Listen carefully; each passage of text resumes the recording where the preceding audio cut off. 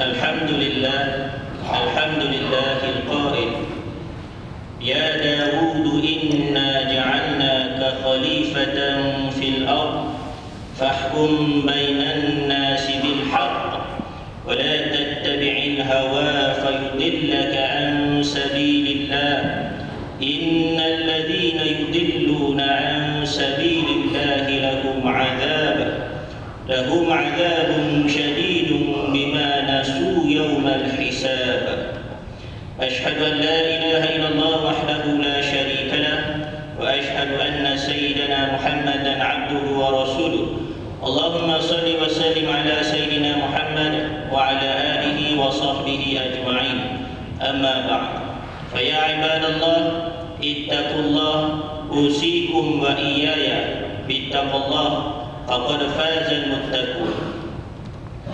Sidang Jumaat yang dirahmati Allah, saya berpesan kepada diri saya dan juga kepada sidang Jumaat yang dikasihi sekalian, marilah sama-sama kita bertakwa kepada Allah Subhanahu wa taala dengan sebenar-benar takwa serta melaksanakan segala perintahnya dan menjauhi segala larangannya. Mudah-mudahan kehidupan kita diberkati di dunia dan di akhirat. Pada hari ini mimbar akan membincangkan khutbah yang bertajuk Tanggungjawab Rakyat. Sidang Jumaat dirahmati Allah, pembentukan sebuah negara dan menentukan kuasa politik merupakan suatu tuntutan dalam Islam dan ianya termasuk dalam tuntutan fardu kifayah kerana ianya mempunyai kaitan langsung dengan pelaksanaan agama dan syariat. Berdasarkan pandangan Ahlu Sunnah dan jumhur ulama menyatakan bahawa pemilihan ketua negara hendaklah dipilih secara pilihan raya dengan memberi kuasa kepada rakyat untuk menentukan sesebuah kerajaan yang memerintah. Pemilihan ini merupakan ikatan kontrak di antara pemerintah dengan rakyat. Menurut pandangan seorang ulama terkenal, Abdul Wahab Khalaf, dalam kitabnya As-Siyasah Asy-Syar'iyyah, bahawa ketua negara dalam pemerintahan adalah sama dengan pemerintahan negara-negara yang berperlembagaan kerana khalifah mendapat kuasa daripada rakyat. Kedaulatan ini kekal bergantung kepada kepercayaan dan keupayaan dalam pemerintahan untuk menjaga kemaslahatan umat.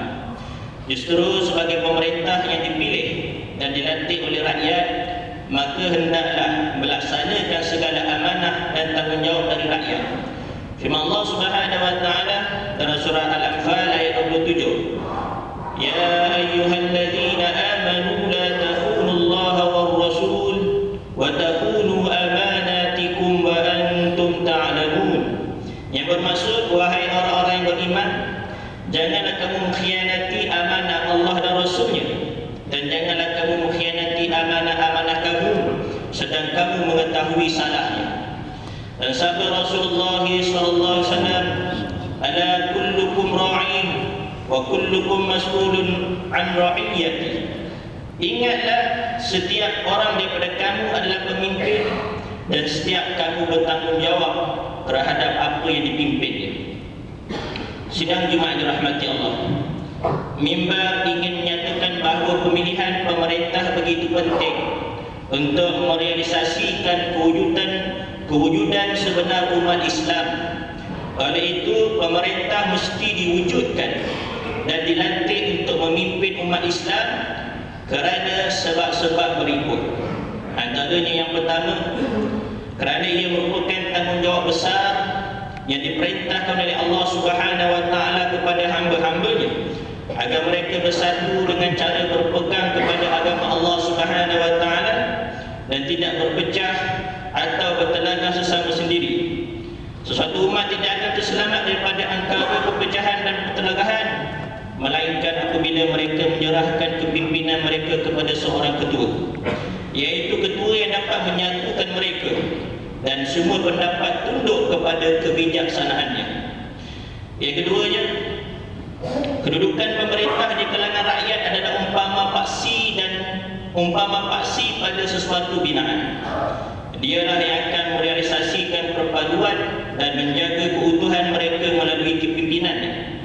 Jawatan tersebut amat perlu demi kestabilan undang-undang dan keharmonian. Yang ketiga, sebahagian besar pelaksanaan hukum hakam dalam syariat Islam tertakluk kepada kuasa pemerintah. Hukum hakam itu tidak mungkin dapat dilaksanakan kecuali melalui kuasa dan arahan pemerintah, seperti menghakimi kes-kes mahkamah, melantik para penguasa, mengisytiharkan halangan dan perang, mempeterai perdamaian dan sebagainya. Oleh itu, bagi membolehkan hukum hakam syarak dilaksanakan sepenuhnya dengan cara yang betul dan diterima oleh Allah Subhanahu wa taala, mestilah ada pemerintah yang akan melaksanakan hukum hakam itu dan memantau pelaksanaannya. Yang keempat, dalam syariat Islam terdapat satu kategori hukum yang disebut sebagai hukum hakam imamah, iaitu hukum hakam pemerintahan, atau hukum hakam siasah syariah, iaitu politik Islam. Hukum hakam dalam kategori ini bersifat fleksibel dan syarak tidak memutuskan secara terperinci.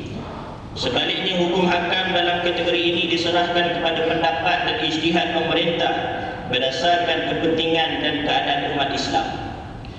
Yang kelimanya, umat Islam sentiasa terdedah kepada kemunculan kumpulan melampau di kalangan mereka yang menimbulkan ketidakstabilan dalam masyarakat Islam. Maka mereka didorong oleh hawa nafsu atau fahaman-fahaman sesat yang berselindung di sebalik nama agama atau pemulihan masyarakat. Sidang Jumaat dirahmati Allah, bagi merealisasikan tanggungjawab rakyat ini, maka para ulama telah menetapkan beberapa syarat untuk menentukan kelayakan seseorang pemimpin itu.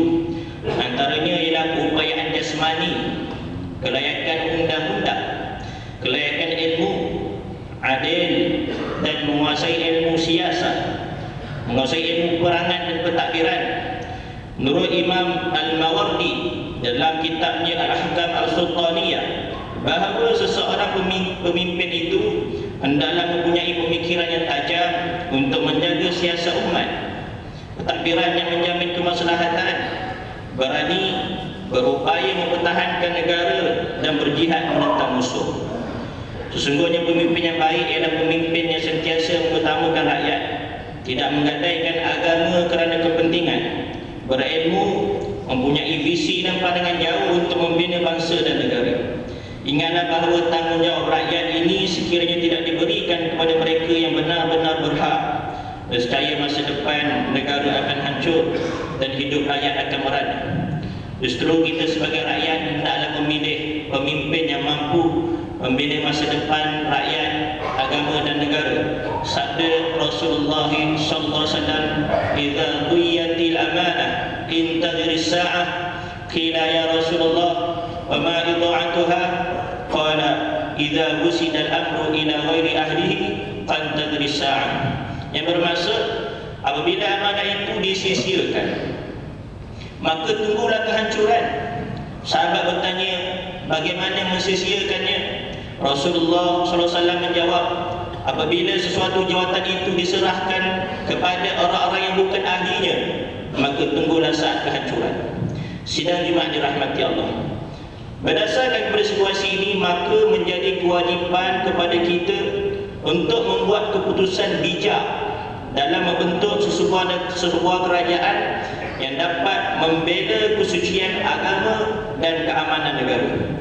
Justru sebagai umat Islam, mimbar menyeru untuk melaksanakan tanggungjawab ini dengan membuat keputusan yang tepat, tidak secara sewenang-wenangnya dan tidak juga boleh diendahkan begitu saja.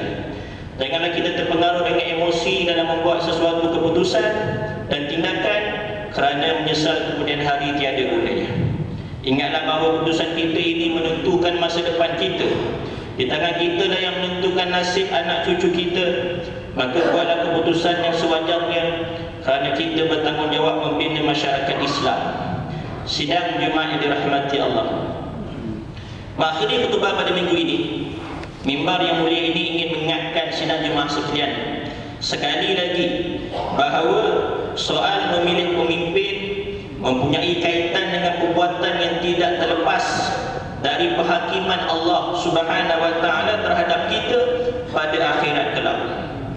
Justru selari dengan perkembangan pilihan raya ini, maka mimbar menjuru seluruh umat Islam agar berlaku adil dalam menentukan kepimpinan dengan mengambil kira ciri-ciri yang telah disebutkan tadi.